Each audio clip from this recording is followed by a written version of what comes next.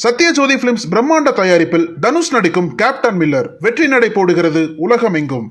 தொடர் விடுமுறையை முன்னிட்டு பழனி தண்டாயுதபாணி சுவாமி கோவிலில் பக்தர்கள் 5 மணி நேரம் வரை காத்திருந்து சுவாமி தரிசனம் செய்து வருகின்றனர்.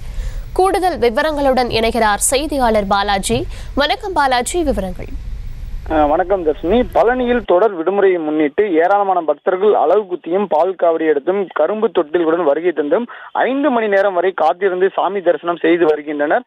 அறுபடை வீடுகளில் 3ஆம் படை வீடான பழனி தண்டாயுதபாணி சுவாமி கோவிலில் தைப்பூச திருவிழா வருகின்ற 19ஆம் தேதி கொடியேற்றத்துடன் துவங்கி முக்கிய விழா 25ஆம் தேதி தைப்பூச திருவிழா நடைபெறுகிறது. இதை முன்னிட்டு பல்வேறு மாவட்டங்களிலிருந்து தற்போதிலிருந்தே முருக பக்தர்கள் பாத யாத்திரையாக வருகை தந்த வண்ணம் உள்ளனர்.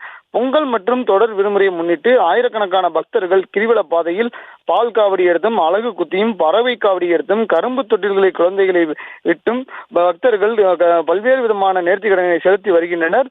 மின் இழுவை ரயில் ரோப்கார் நிலையங்களில் சுமார் 3 மணி நேரம் வரையிலும் இலவச தரிசனம் சிறப்பு கட்டண வழி தரிசனம் என 3 மணி நேரம் வரையும் 5 மணி நேரம் வரை சாமி தரிசனத்திற்கு காத்திருந்து சாமி தரிசனம் செய்து வருகின்றனர்.